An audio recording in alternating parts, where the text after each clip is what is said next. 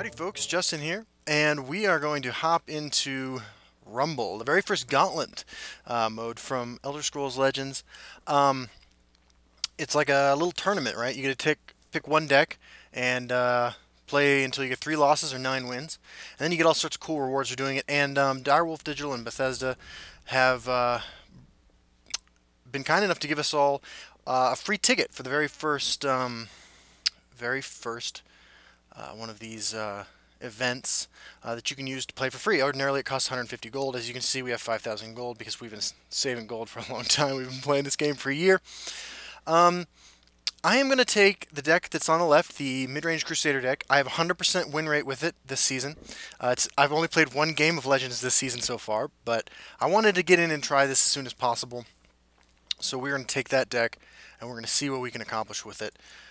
Pick your favorite deck, see how far it will take you? Yes, sir. So we're going to use our free run here. You can't change or edit the deck during this event. No problem. We're taking Fantastic Fours, our mid-range Crusader Lifegain deck. I don't really know what the meta's like and stuff. I just know that this deck has done well for us so far. Let's play. Estimated wait time 9 seconds. I like it. We'll probably do a few of these. Playing against Energy Nuts, the pastry chef. That makes sense. Probably do a few of these, start off with more serious decks, and then move to more ridiculous things as time goes on. Okay, so we don't have the Ring of Magicka. You really want that with this deck. But we'll keep our Riftbane, which is one of the best 2-drops we have. And we'll try to curve out here. Hello. Playing against Scout. Yeah, you too, bro. Or sis, whatever the case may be. So if it's some kind of Mimic deck, they might be running Giant Bat. So we'll put our Riftbane over here. It does sort of make our Black Dragon and Cloudless Illusionist worse. You could definitely argue that we should be starting off over here, but we'll see what happens. Cloudless Illusionist, great card to combat Thorn Histmage. Sorry, it's been a while since I played. I'm trying to remember how this game works. No, I'm just kidding. I mean, it's definitely been a while since I played, but I think we remember how to play. No play from our opponent. So we will Dawnstar Healer. I'm interested to see what our opponent's plan is here. With Cloudless Illusionist up, we can take down any guard creature without any loss of life that he would lay down. We don't have a payoff card for our life gain yet, in the form of Golden Saint. That makes me want to just more cool Gatekeeper one of these two. Or play Black Dragon. Over here, maybe? Not sure. Okay. Daedric Dagger. Well, this could have immune to lethal. There's our Golden Saint. So, we're going to lose one of these guys. If we play our Morkel Gatekeeper, we're going to lose probably 2 guys. If we play our Black Dragon...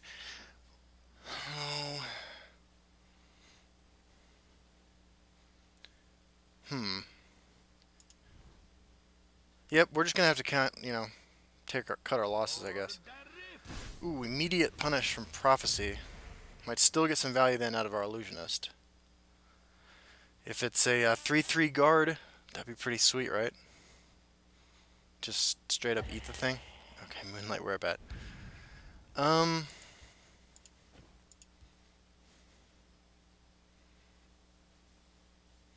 Not happy about this, but we'll just keep pushing damage.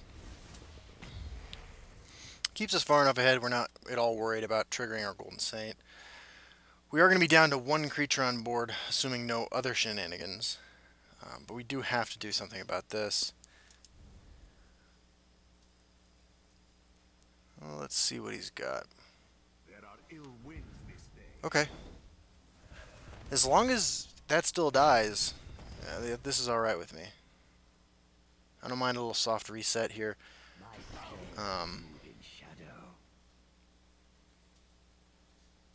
Yeah. Okay, you're gonna elixir out a guard creature, maybe? Interesting. Well, um,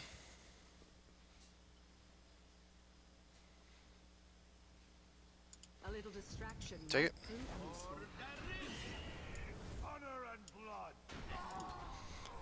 Okay, so Golden Saint coming down. Just gonna throw that one away into that. Might have been a good reason to swing into that, but I think that since he's running the lane change cards, you know, I don't mind this so much. This is a 2/2 is getting no more value. And if he does do that, I think that's great for us because it sets up a Golden Saint in each lane. And neither of the two lane change cats are big enough on their own to take down the Golden Saint.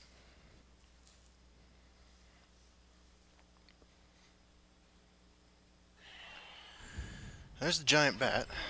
So all these keywords make me think this is probably a Mimic deck.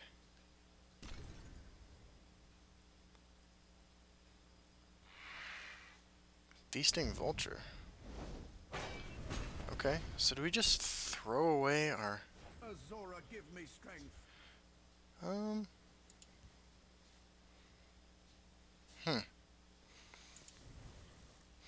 So this would just get eaten by both of those, which doesn't seem great.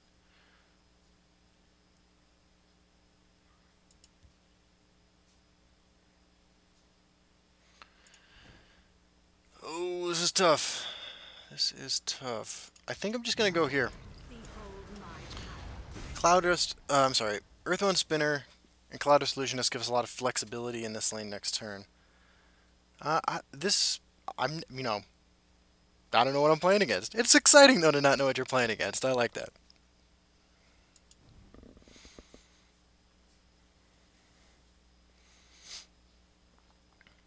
Maybe a drain equipment, drain item, the snake tooth necklace coming down to keep this out of range of this, so you can try to force another swing in here. Not sure.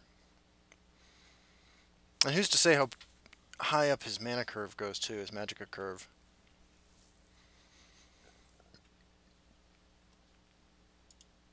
I'm a little rusty.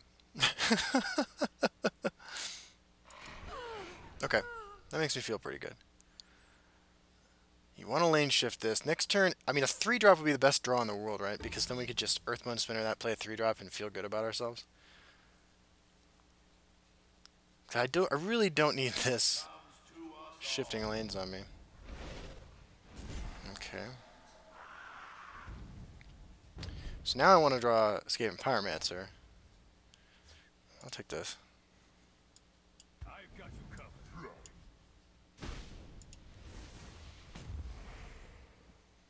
And this is going to seem crazy, but I should just Earthbone Spinner this, right?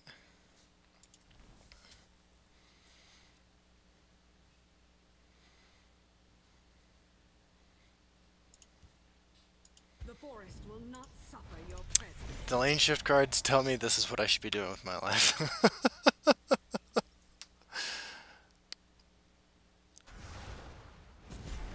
Suppress. So maybe this is a Deathlord meme deck of some kind? I'm not sure. I'm trying to play around stuff and I just have no idea what he's doing.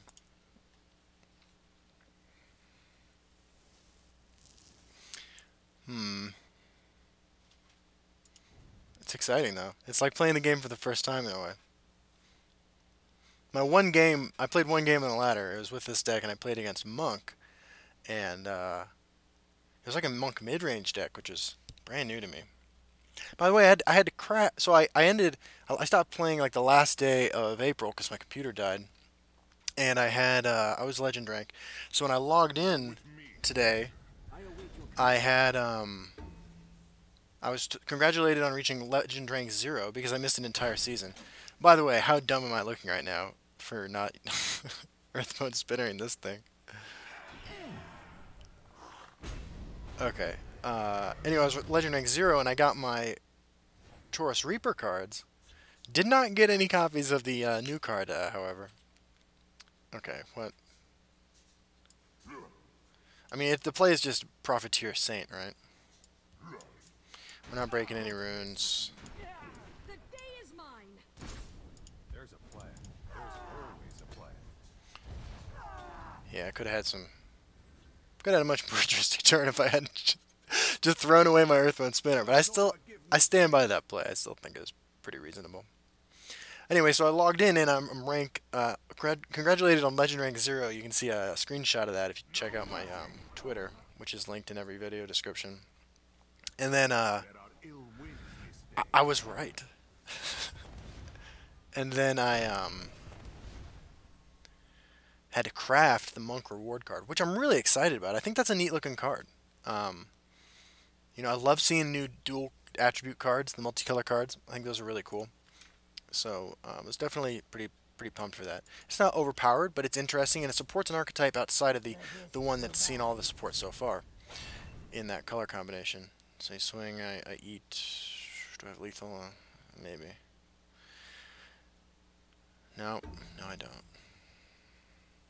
Well, I mean, I guess it totally depends on what he... No, actually I don't, because he's going to gain the 3 life, so... You know, the pilfer mechanic is cool. I like that, but, Azora, give me strength.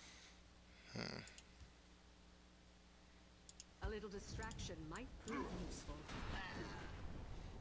Don't mess with me. You won't foil my plan. The Dark Brotherhood is upon us. but, it's just nice to see support for other archetypes.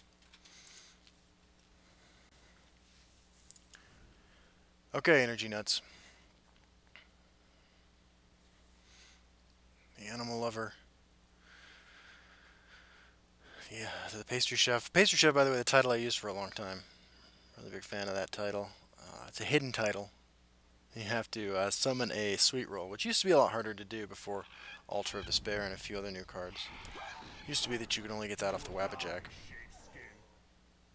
The waters of life. Okay. A grievous error. Alright, well played, man. By the egg of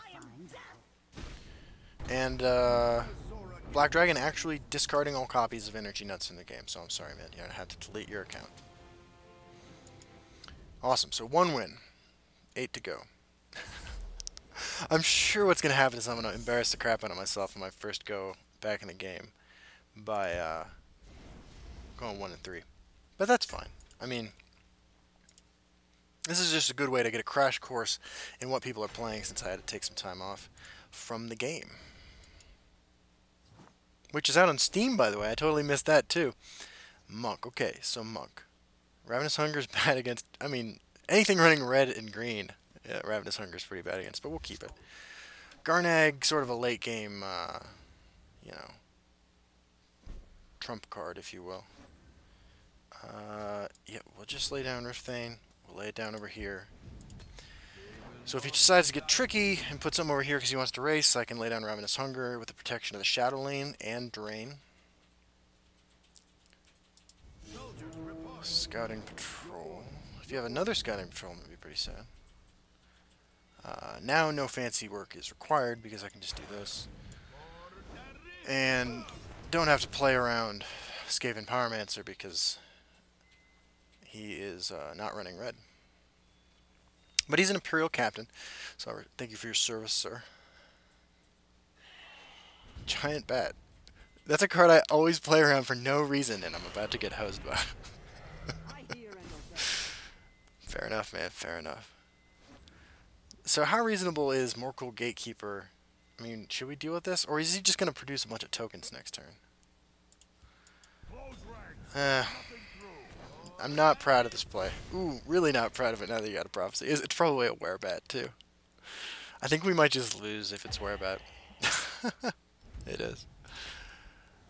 Okay. Well, I was just pushing damage, but that was a pretty poor play on my part. Glad to see he's just doing that. This one offers something tasty. He's got the Skooma Racketeer, too. The drug-dealing cat. Well, hey, we got rewarded with an East March Crusader for our troubles. And next turn we can go Stampede Sentinel, and the subsequent turns we have quite a bit of flexibility with either these two together or Belligerent Giant. Because it looks to me like he's trying to trigger Golden Saints himself. That'll take care of tokens if that's his plan. Can he get ahead of me in life next turn? Yes, he can. Well, them's the breaks. So we need to save something for that. Actually, I guess Stampede Sentinel is just the best card for that, right? Because it can just trade directly into one of them.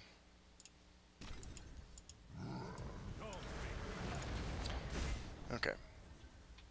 So he has to swing with both of them to put me at 22. So if the first rune, you know, gives me the opportunity to kill one of these, I snap take it. Because it looks like he's trying to set up a Golden Saint. Okay. Snow Fox. You won't foil my plan. Customer Okay. Well, and there's our Golden Saint. I'm so sorry, man. I'm so sorry.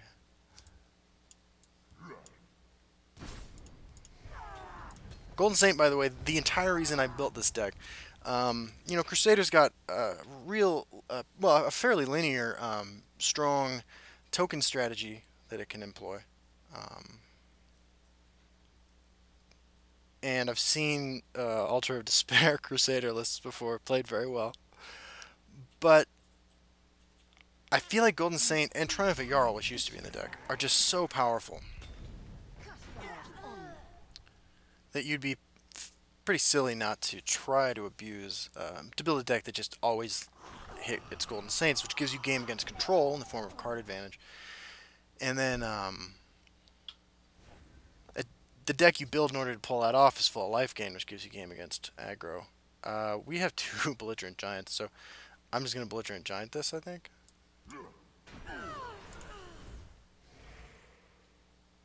Not like the most responsible thing I've ever done, but not awful either. I mean, Belligerent Giant is easily one of the most powerful creatures in the game, because this game has a whole lot of comeback mechanics built into it, and when you're able to steal games by just playing these incredible tempo plays in the late game, there's not much your opponent can do. They play that Hive Defender. There's always a plan. Right, so I have exactly lethal because I bounce it to his hand, I swing for 4, and I swing for 7, and I never break a rune. And I mean, I could do this with Earthbone Spinner too, but this is, you know, the deck used to be called Tears for Giant Fears. Because tears in it, and there were a bunch of giants in it, and now it's just Fantastic Fours because it runs way more 4-drops than you probably should be running. Okay. Well, there you go. Let's keep on rocking. I mean, no, you know, so Scout is still my favorite class.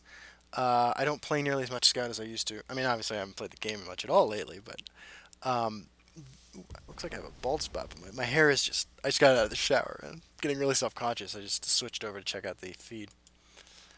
But I'm super excited to see what kinds of cards for the dual attribute combinations we get in Crusader, because I feel like Crusader control is just so close to being there. We're playing against Archer, and we have a terrible hand for playing against anything aggressive. Oof, first drop is going to be Eastward Crusader. That is not good. And this is the matchup where your Ravenous Hungerers are at their worst.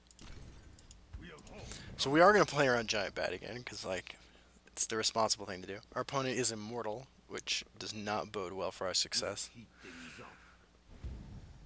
Do you have a curse?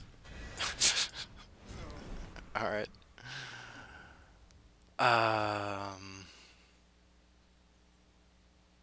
Yeah, just tempo Garnag here. That's brutal. That is brutal. And he's to be able to remove it on his next turn with a Leaf Lurker.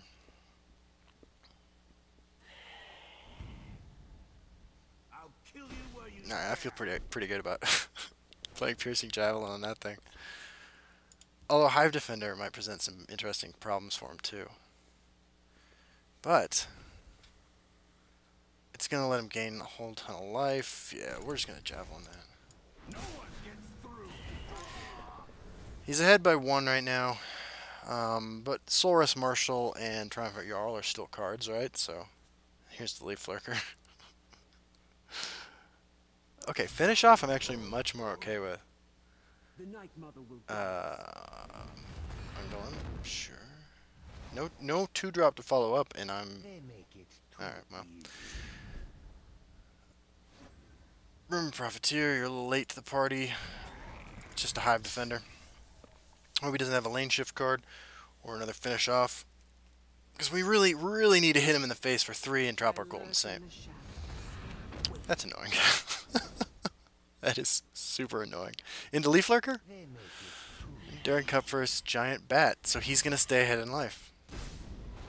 Because giant bat things. Okay. There's a plan. There's The always forest a will plan. not suffer your presence. Well, he's down to 2 cards in hand, but if it's a Triumph of Jarl, we have some serious problems. I do love a good Okay, so it's just sort of a value thing. Prophecy? No. That's alright. This is where we're going to fall back on the, bulkier mid-range part of the deck, right? Hopefully.